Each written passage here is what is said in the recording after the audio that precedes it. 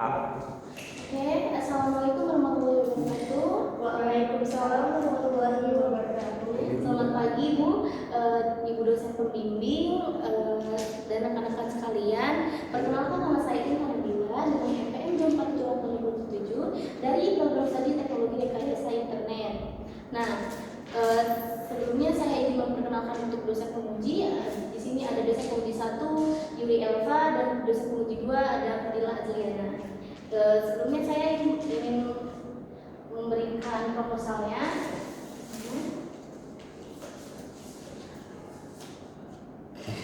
Oke, pada kesempatan kali ini saya akan menyampaikan seminar proposal tugas akhir yang saya berjudul Rancangan Bangun Prototipe Sistem Monitoring dan Klasifikasi Kualitas Udara Ruang Server Berbasis Internet of Things (IoT) menggunakan algoritma Knowledge Network atau KNN.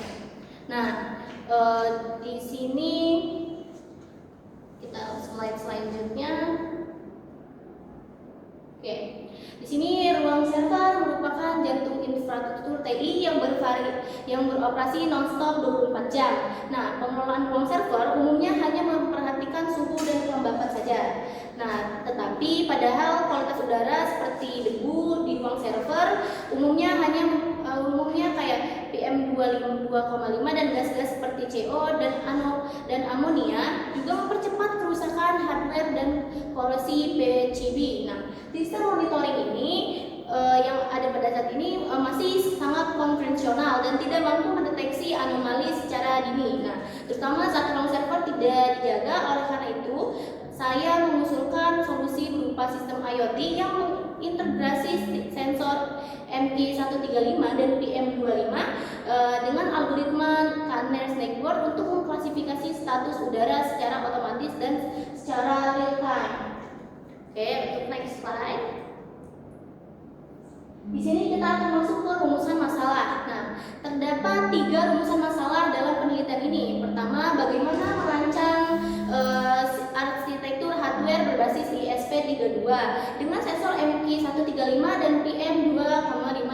Nah, yang kedua di sini ada bagaimana mengimplementasikan algoritma KNN untuk mengklasifikasi status udara menjadi kategori baik, waspada, dan bahaya. Dan ketiga, bagaimana performa dan delay transmisi data serta tingkat akurasi klasifikasi yang dihasilkan oleh sistem.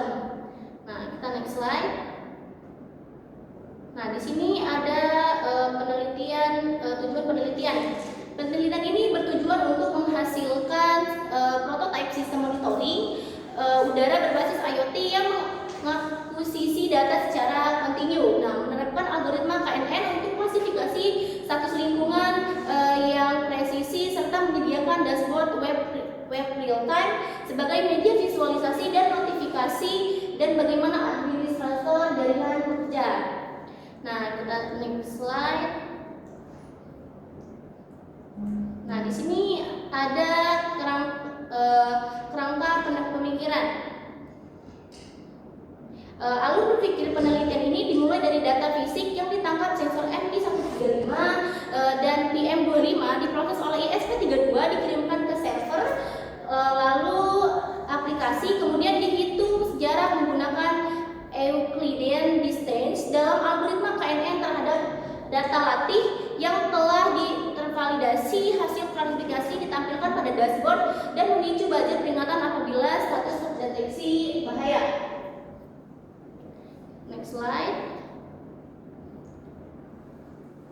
Di sini ada hipotesis dan kontribusi. Nah, kontribusi penelitiannya. Nah, hipotesis penelitian ini adalah sistem yang mampu mengklasifikasikan suatu kualitas udara dengan akurasi pengujian di atas 85% serta delay transmisi data di bawah 5 detik. Secara praktis, penelitian ini memberikan solusi preventif bagi UPT komputer yang ada di Polinela. Nah, secara teoritis menambahkan khazanah keilmuan mengenai embedding algoritma machine learning pada arsitektur IoT edge computing. Nah, next slide. Di sini ada tinjauan pustaka. Nah, beberapa penelitian terdahulu menjadi rujukan di antara Siregar 2020. Itu adalah citasi tentang dampak debu dan gas korosif pada pusat data Kurniawan dan Kurniawan Saputra 2023 citasinya tentang kendala ISP 32 untuk akuisisi data multisensor, dan Prasetyo 2014 tentang karakteristik algoritma KNN serta Putra DKK 2022 tentang pengaruh pemilihan nilai terhadap performa klasifikasinya. Next slide. Di sini ada tempat, waktu, bahan, dan alat. Nah, pada penelitian ini dilaksanakan di laboratorium jaringan dan komputer Polinela selama 3 bulan dari Juni hingga Agustus 2026. Bahan utama meliputi ESP32, sensor MQ135, dan sensor PM2,5 serta dataset historis 300 baris data. Nah, alat pendukung meliputi laptop Arduino IDE, Visual Studio Code, dan Fighter multimeter digital. Nah, next slide. Di sini ada perancangan sistem. Perancangan sistem dibagi menjadi 2. Di sini ada perancangan hardware dan analisis data klasifikasinya. Nah, pada perancangan sistem, di sisi hardware sensor MQ135 dihubungkan ke pin ADC dan sensor PM25 melalui komunikasi serial ke ISP32, dilengkapi buzzer dan LED. Posisi data ini dari sisi analisis data ini dinormalisasikan menggunakan min-max scaler. Kemudian jarak antara 2 uji dan data latih dihitung menggunakan rumus Euclidean distance, dan performanya dievaluasi menggunakan conversion metric untuk memperoleh nilai akurasi, precision, dan recall. Nah, kita next slide. Di sini ada prosedur kerja penelitiannya. Nah, prosedur kerja penelitian meliputi 5 tahapan, yaitu ada stadilatur, terus pembuatan dataset, acuan, dan perakitan dan pemrograman hardware, serta implementasi backend dan algoritma KNN. Pengujian dan validasi akhir dengan masa prototipe langsung di ruang server targetnya. Nah, next slide. Nah, di sini ada parameter pengamanan. Nah, parameter yang diamati meliputi konsentrasi gas polutan dalam suatu ppm, destinasi debu dalam 1 mikrogram per meter kubik, latensi transmisi data dari perangkat ke cloud, serta tingkat akurasi klasifikasi KNN pada variasi nilai K-nya yaitu 3,5 dan 7. Di sini kita ke slide selanjutnya, ada hasil implementasi hardware dan softwarenya nih. Pada bagian ini saya mengimplementasikan hasil implementasi perangkat keras di mana ISP32 telah terintegrasi dengan sensor MQ135 dan PM25 beserta buzzer dan LED, serta telah diverifikasi elektris menggunakan multimeter. Pada sisi perangkat lunak, firmware telah mampu membaca sensor dan mengirimkan data ke servernya, yang kemudian menormalisasi dan mengklasifikasi data menggunakan algoritma KNN, tampilan pada dashboard web. Nah, selanjutnya ada hasil pengujian. Di sini hasil pengujian sensor. Tabel ini menyajikan hasil pengujian pembacaan sensor MQ135 dan PM2,5 pada beberapa kondisi ruangan. Data pada tabel ini dilengkapi secara menyeluruh pada tahap pengujian akhir penelitian sebelum sidang tugas akhir. Nah, next slide. Di sini kita masuk ke hasil pengujian klasifikasi KNN-nya nih. Pengujian klasifikasi dilakukan memvariasikan nilai K yaitu 3,5 dan 7, dievaluasi menggunakan conversion metric untuk mendapatkan nilai akurasi, precision, and recall, dan nilai K dengan performa terbaiknya. Nah, akan tetapi dipilih berdasarkan keseimbangan antara sensitif dan noise dan keterangan batas antara kelas, kemudian dibandingkan dengan target hipotesis akurasi di atas 85%. Nah, slide 15, kita akan lanjut ke slide 15. Di sini ada retensi transmisi data dan pembahasannya.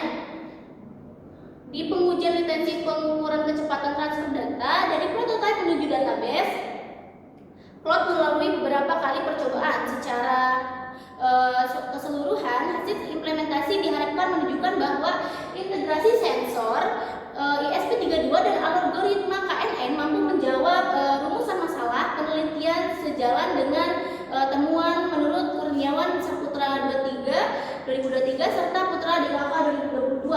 Nah, kita next slide. Nah, demikian pemaparan proposal tugas akhir yang dapat saya sampaikan. Saya mohon arahan dan masukan dari dari Ibu penguji agar penelitian ini dapat terlaksana dengan baik. Terima kasih. Saya berikan kesempatan untuk penguji memberikan pertanyaan serta masukannya.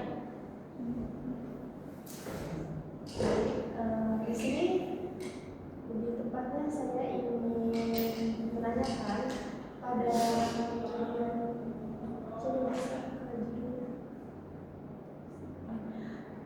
kan penelitian ini membahas tentang algoritma KNN. Nah, mengapa Anda memilih algoritma KNN dibandingkan algoritma klasifikasi lain seperti kan ada naive Bayes atau decision tree? Apa alasannya? Oke, terima kasih atas pertanyaannya. Oke, tadi boleh diulangi? Jadi kan di sini penelitian Anda ini membahas tentang algoritma KNN. Iya. Alasannya kenapa dibandingkan algoritma lain? Oke. Saya butuh waktu 5 menit untuk membedah lagi.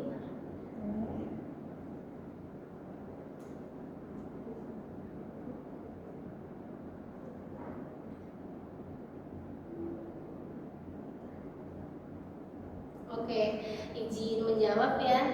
Saya di sini memilih algoritma KNN karena sifatnya non parametrik, sederhana untuk diimplementasikan dan cukup ringan juga untuk komputasi, sehingga cocok untuk perangkat embedded serta dengan sumber daya yang terbatas ini seperti sistem berbasis ESP32-nya dan server backend sederhana. KNN juga tangguh terhadap data latih. Nah, yang memiliki noise bagaimana dijelaskan Prasetyo 2014 tadi dan telah terbukti efektif pada penelitian sejenis seperti yang dikatakan oleh Putra 2022. Oke, ada lagi? Selanjutnya di sini saya ingin memastikan bagaimana Anda bisa memastikan dataset yang tadi Anda jelaskan itu kan ada 300 baris, data latih yang digunakan itu cukup presentatif untuk 3 kategori, baik itu ada kategori baik, waspada, dan bahaya. Oke, izin menjawab untuk dosen penguji 2. Dataset disusun dengan mengacu pada standar yang penting, batas gas dan partikulat dari literatur serta pedoman pengelolaan pusat data seperti Association Cloud Computing Indonesia 2021 dan dirancang disusun secara profesional pada tiap kelas agar tidak terjadi bias klasifikasi. Saya akan melakukan pengecekan distribusi kelas sebelum data latih digunakan untuk pelatihan model dan bila timpang saya akan melakukan penyeimbangan datanya. Oke, mungkin ada pertanyaan lagi untuk dosen penguji 2. Terus untuk pertanyaan terakhir ya, di sini saya ingin bertanya kan pada bab 3 ini Anda menjelaskan bahwa 3 bulan untuk waktu penelitian ini dari mulai Juni hingga Agustus tahun ini 2026. Tapi apakah itu realistis untuk menyelesaikan seluruh tahapan mulai dari perakitan hardware hingga pengujian hardware? Oke, izin menjawab untuk penguji 2. Saya sudah membagi waktu penelitiannya dari ke dalam 5 tahapan nih, yang sesuai prosedur kerja seperti studi literatur dan penyusunan dataset itu di awal karena itu bahan pentingnya, dan juga dilanjutkan perakitan hardware serta implementasi backend dan algoritma karena itu kita sudah terpikir untuk bagaimana alat itu terbentuk. Nah, dan juga secara lalu pengujian dan validasi di ruang server pada akhir periode. Makanya 3 bulan itu cukup dengan hardware yang relatif sederhana seperti ESP32 dan 2 sensor. Saya optimis jadwal ini akan dipenuhi, namun saya akan berkoordinasi berkala dengan pembimbing saya bila terjadi suatu kendala. Oke, mungkin dari dosen penguji 1 ada pertanyaan. Di sini kan Anda menetapkan target akurasi itu kan di atas 85% ya sebagai hipotesis. Nah, itu kenapa? Apa dasar dari penetapan angka tersebut? Nah, mungkin angka 85 saya tadi dijadikan acuan karena merupakan ambang dari yang umum digunakan pada penelitian klasifikasi berbasis KNN untuk data lingkungan sejenis, sebagaimana pada penelitian Putra DKK 2022 serta dengan dianggap cukup andal untuk aplikasi peringatan dini yang berdampak pada keputusan operasional ruang servernya. Oke, mungkin ada lagi untuk dosen penguji 1. Selanjutnya di sini,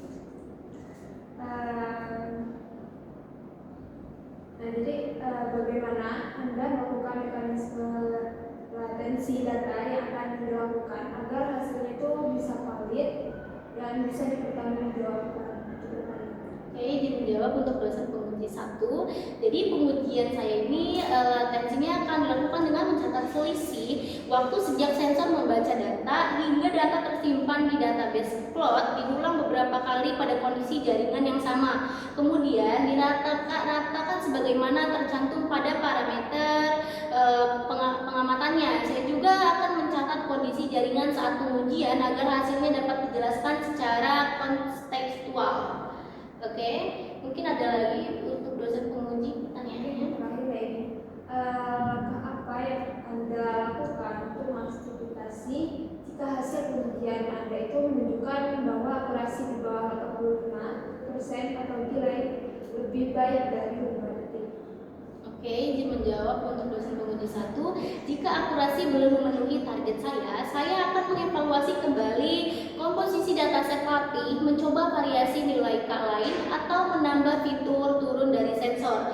Jika nilai tinggi, saya akan mengevaluasi interval pengiriman data, ukuran payload, maupun kestabilan koneksi Wi-Fi. Hasil dan kendala tersebut akan saya laporkan secara jujur dan analisis pada bagian pembahasannya. Mungkin apakah cukup untuk dosen penguji?